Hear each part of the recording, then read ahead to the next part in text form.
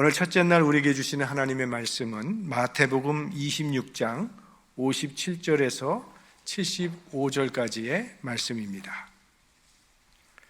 좀 길지만 우리 한 절씩 교독하도록 하겠습니다. 예수를 잡은 자들이 끌고 대제사장 가야바에게로 가니 거기에 서기관과 장로들이 모여 있더라. 베드로가 멀찍이 예수를 쫓아 대제사장의 집들에까지 가서 그 결국을 보려고 안에 들어가 하속들과 함께 앉았더라.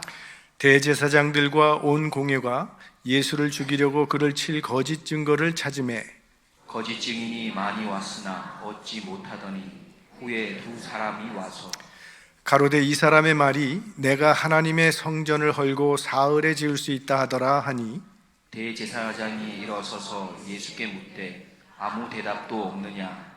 이 사람들의 너를 치는 증거가 어떠하뇨 하되 예수께서 잠잠하시거늘 대제사장이 가로되 내가 너로 살아계신 하나님께 맹세하게 하노니 네가 하나님의 아들 그리스도인지 우리에게 말하라. 예수께서 가라사대 네가 말하였느니라. 그러나 내가 너희에게 이르노니 이후에 인자가 권능의 우편에 앉은 것과 하늘 구름을 타고 오는 것을 너희가 보리라 하시니 이에 대제사장이 자기 옷을 찢으며 가로되 저가 참남한 말을 하였으니 어찌 더 증인을 요구하리요. 보라 너희가 지금 이 참남한 말을 들었도다. 생각이 어떠하뇨? 대답하여 가로되 저는 사형에 해당하니라 하고 이에 예수의 얼굴에 침 뱉으며 주먹으로 치고 혹은 손바닥으로 때리며 가로되 그리스도야 우리에게 선지자 노릇을 하라. 너를 친 자가 누구냐 하더라. 베드로가 바깥들에 앉았더니 한 비자가 나와 가로되 너도 갈릴리 사람 예수와 함께 있었도다 하거늘 베드로가 모든 사람 앞에서 부인하여 가로되 나는 내 말하는 것이 무엇인지 알지 못하겠노라 하며 앞문까지 나아가니 다른 비자가 저를 보고 거기 있는 사람들에게 말하되 이 사람은 나사렛 예수와 함께 있었도다 하며 베드로가 맹세하고 또 부인하여 가로되 내가 그 사람을 알지 못하노라 하더라. 조금 후에 곁에 섰던 사람들이 나와 베드로에게 이르되 너도 진실로 그 당이라 네 말소리가 너를 표명한다 하거늘 저가 저주하며 맹세하여 가로되 내가 그 사람을 알지 못하노라 하니 닭이 곧 울더라. 함께요.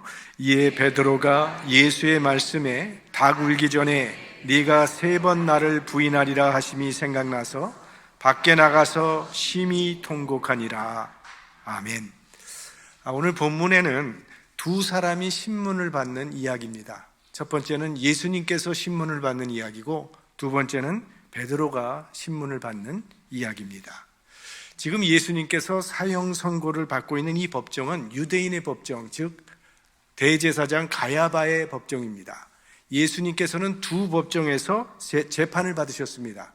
유대 법정인 가야바 법정, 그리고 로마 법정인 빌라도 법정, 이렇게 두 법정에서 재판을 받으시게 되는데 이 가야바 법정은 유대 법정 가야바 법정은 사형 선고를 내릴 수는 있지만 사형을 집행할 권한은 없습니다. 그 권한은 오직 로마의 법정인 빌라도 총독만이 가지고 있는 고유 권한입니다. 왜냐하면 당시 유대 나라는 로마의 식민지 국가였기 때문에. 가야바 법정하면 거기는 대제사장들과 장로들과 서기관으로 구성된 이 사내들인 공회를 의미하는 것입니다. 그런데 이 공회에서 사형 재판을 할 때는 절대 밤에는 할 수 없도록 되어 있습니다. 반드시 낮에만 하도록 되어 있습니다. 그런데 예수님께서는 겟세마네 동산에서 기도하시다가 밤에 체포가 되셨고 체포되자마자 즉시 대제사장 가야바의 법정으로 끌려가셨습니다. 57절 말씀을 다시 한번 보면 예수를 잡은 자들이 끌고 대제사장 가야바에게로 가니 거기 서기관과 장로들이 모여 있더라. 밤에는 모이지 않는데 왜 밤에 대제사장들과 서기관들과 장로들이 그곳에 모여 있었겠습니까? 이거 보면 예수를 죽이기 위한 사전 음모가 있었다는 것을 우리는 알 수 있습니다. 59절 말씀을 보면 대제사장들과 온 공회가 예수를 죽이려고 그를 칠 거짓 증거를 찾으매, 그러니까 공회가 모여서 예수를 죽일 거짓 증거를 찾았다고 했습니다. 자, 법정이라고 하는 것은 공정한 장소가 되어야 합니다. 약자든 강자든 공정한 정의의 잣대를 기대할 수 있는 곳이 법정이어야 합니다. 그런데 이 법정은 이미 예수를 죽이기로 결정을 해놓고 그 죄목을 찾았다는 겁니다. 그런데 아무리 찾아도 죄목을 찾을 수가 없었습니다. 당연하죠. 예수님께서 행하신 모든 일은 다 선한 일 뿐이었기 때문입니다. 털어서 먼지 안 나는 사람 없다고 합니다. 누구나 결점을 찾으려고 하면 허물 없는 사람은 없습니다. 인간은 한 부분이 진실되면 다른 부분은 어두운 부분이 있게 마련입니다. 그 진실된 부분을 보면 좋은 사람으로 보이는 거고, 그 어두운 부분이 보이면 나쁜 사람이 되는 거죠. 나라의 공직자를 세울 때 보면 이 인사청문회를 여는 것을 보게 됩니다. 그 사람의 도덕적인 문제, 금전 문제, 가정 문제, 신상 털기를 당하는 모습을 보면요, 정말 보기가 불쌍할 정도입니다. 그러면 그 청문회를 주관하는 사람들은 흠이 없습니까? 그 사람들도 마찬가지입니다. 그러나 오늘 예수님은요, 그를 죽이고 싶어 했던 원수들조차도 아무런 흠을 발견할 수 없었다는 겁니다. 무엇을 말합니까? 예수님은 진실로 죄가 없으신 하나님의 아들이라는 것입니다. 대제사장이 이제 거짓 증인을 세워놓고 그들의 거짓 증거에 대해서 대답해보라고 예수님을 몰아붙입니다. 이에 예수님께서는 아무런 대답도 하지 않고 침묵하십니다. 불법을 행하고 있는 공회 앞에서 그저 침묵으로 당하고 계신 것입니다. 사람이 당하는 가장 억울한 일 중에 하나가 누명을 쓰는 것이죠. 여러분, 억울한 누명을 써보신 적이 있으십니까? 누명을 쓴다고 하는 것이 얼마나 괴로운 일입니까? 이게 견디기가 힘들 때는요, 자살까지도 가게 됩니다.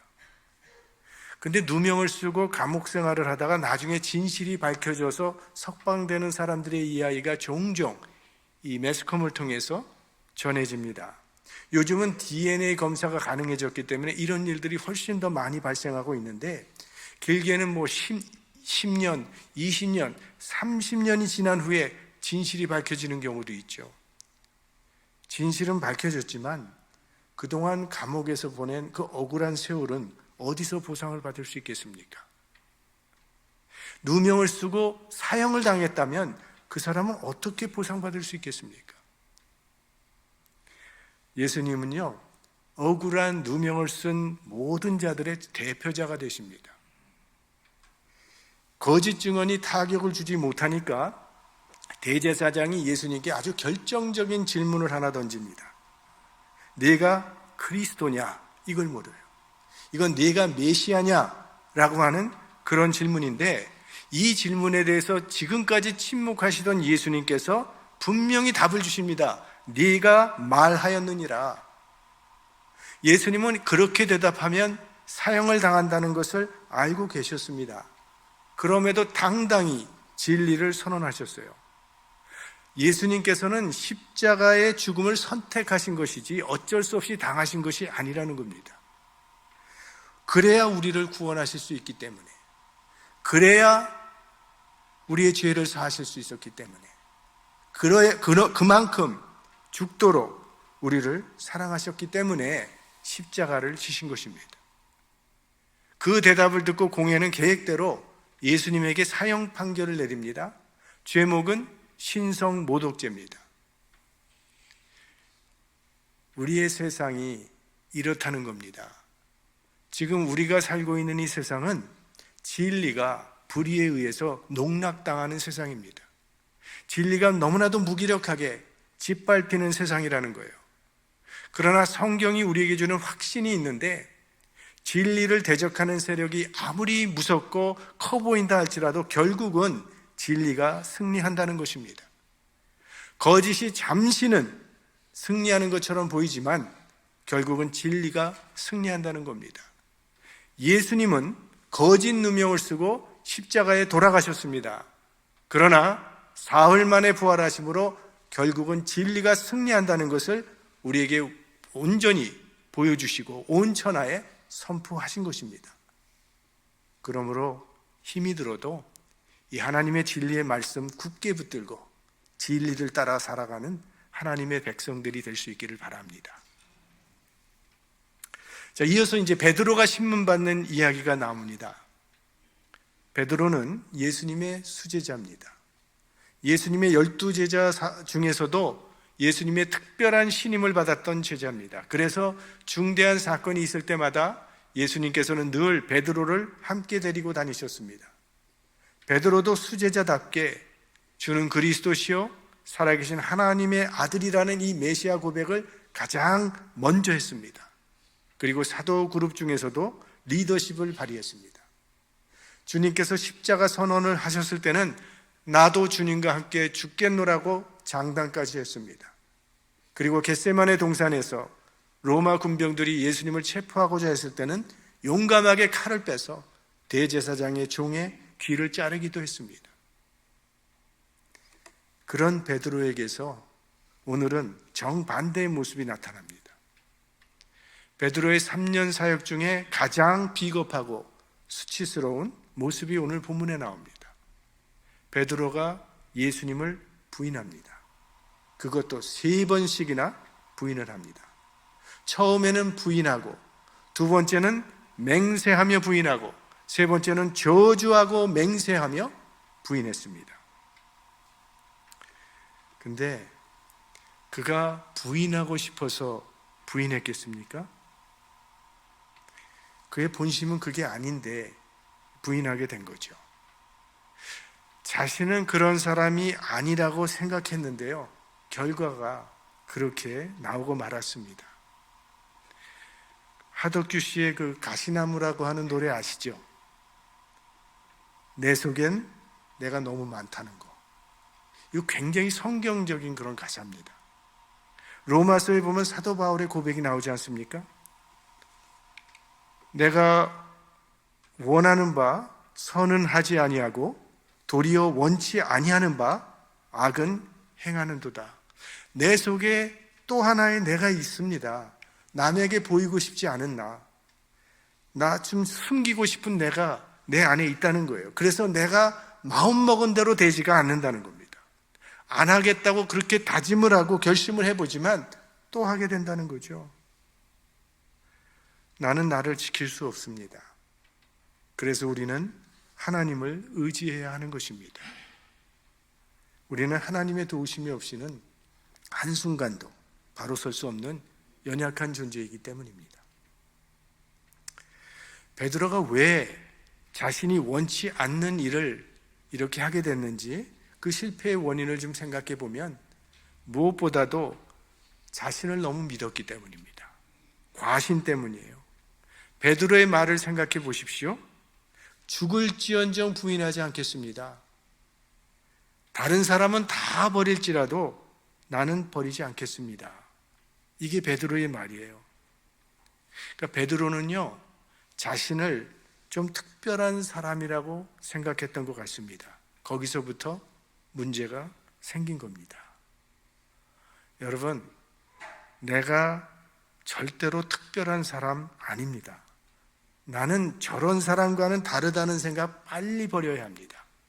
저 사람이 넘어지면요, 나도 넘어질 수 있는 겁니다. 다른 사람 보고 어떻게 저럴 수가 있느냐고 비난하지 마십시오.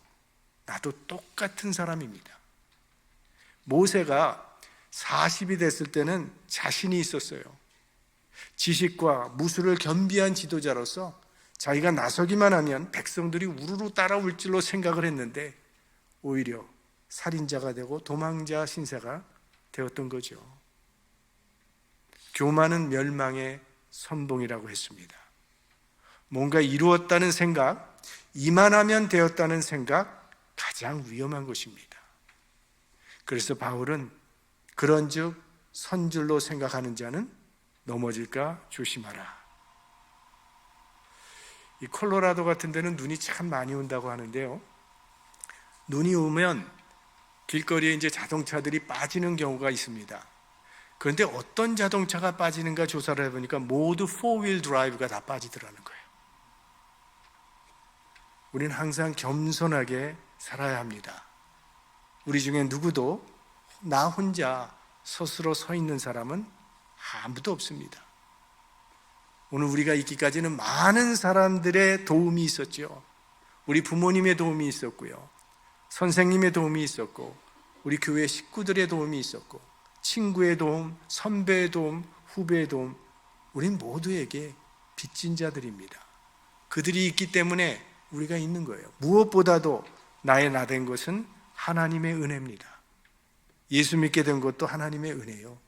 지금까지 우리가 신앙생활 하고 있는 것도 하나님의 은혜요. 오늘 이렇게 주님 앞에 나올 수 있는 것도 하나님의 은혜입니다. 혼자 스스로 서 있는 것처럼 교만하게 살면 넘어지게 됩니다.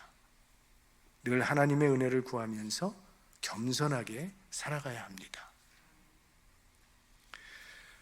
또 한 가지 이유를 찾는다면 기회주의적인 마음을 품었기 때문입니다. 오늘 본문에 보시면 예수님이 재판정에 끌려갔을 때 베드로가 멀찍이서 주님을 따랐다는 말이 나오죠. 한번 같이 보겠습니다.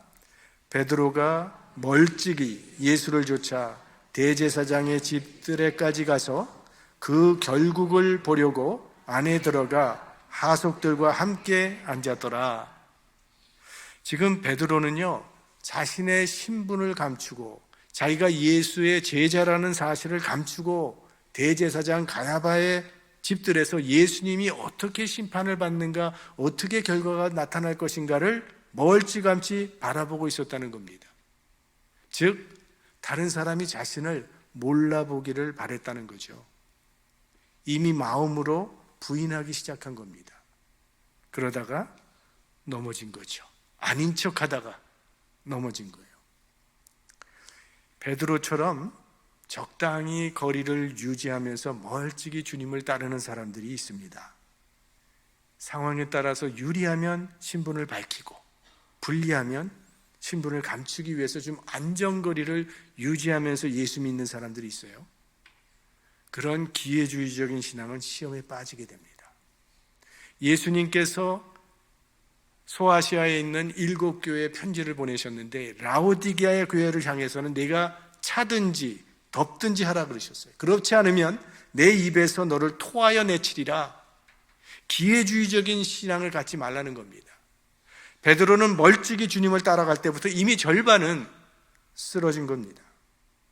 그러니까 신앙은 달면 삼키고 쓰면 뱉는 것이 아니라는 거예요. 형통할 때는 주님 잘 섬기고 따르다가 고난이 오면 그만두는 게 아니라는 겁니다. 신앙은 하나님께 우리 인생을 거는 것이고 우리의 생명을 거는 것입니다. 왜냐하면 하나님께서 자신의 생명을 우리를 위해서 내어주셨기 때문입니다. 예수님께서 내가 곧 길이요 진리요 생명이라고 말씀을 하셨어요. 그러니까 예수님은 있어도 좋고 없어도 괜찮은 액세서리 같은 분이 아니라는 거죠. 예수를 믿는 사람에게는 영생이 있는 것이고 예수 믿지 않으면 영생이 없는 겁니다. 삶과 죽음의 문제라는 거예요. 그러므로 예수 그리스도에 대한 우리의 태도를 분명히 해야 합니다. 예수님이 하나님의 아들이심을 믿는다면, 그분이 나를 위하여 십자가에 돌아가셨다는 사실을 믿는다면 이제는 주님을 따르기로 마음을 작정하고 그분의 말씀에 순종하는 삶을 살아가야 할 것입니다. 그것이 우리를 위해서 십자가에서 자기의 생명을 내어주신 우리 주님께 합당한 삶입니다. 베드로는 절대 부인하지 않겠다고 호언장담했지만 결국 3번이나 주님을 부인했습니다. 그리고 그 순간에 새벽 닭 우는 소리가 들렸다고 했어요. 기가 막힌 하나님의 섭리죠. 이 닭 우는 소리를 들으면서 베드로가 심히 통곡했다, 이렇게 나와 있어요. 그 닭 울음 소리는요, 베드로의 영혼을 흔들어 깨우는 그런 소리였습니다. 자신의 진실을 보게 되는 그런 소리였습니다. 그때 베드로는 자기가 얼마나 엉터리며 얼마나 연약한 존재인지를 깨닫게 된 겁니다. 그래서 통곡했던 겁니다. 우리는 이 베드로의 통곡을 부러워해야 합니다. 우리들도 베드로처럼 통곡할 수 있어야 할 것입니다. 주님, 전 위선자입니다. 외식하는 엉터리 신앙인입니다. 베드로처럼 제 영혼도 깨뜨려 주시고 부서뜨려 주옵소서. 이 베드로의 통곡이 우리의 통곡이 될 수 있기를 바랍니다. 사람이 가장 하나님 앞에서 아름답게 보이는 순간이 언제라고 생각하십니까? 자기의 죄를 애통해 하면서 회개의 눈물을 흘릴 때라고 생각합니다. 하나님 앞에 나올 때마다 마음이 가난해지고 자신의 연약한 모습을 보며 애통해 하는 사람, 그 사람이 복 있는 사람입니다. 베드로는 이후로요, 평생 닭소리가 들릴 때마다 깨어 기도를 드렸다고 합니다. 그러더니 마침내 인류의 역사를 새롭게 하는 주님의 제자로 거듭나게 되었던 것이죠. 우리에게도 이런 베드로의 축복이 있게 되기를 바랍니다. 실패한 베드로를 온전한 제자로 회복시켜 주신 우리 주님의 은혜가 오늘 우리에게도 임하게 되기를 주의 이름으로 축원합니다.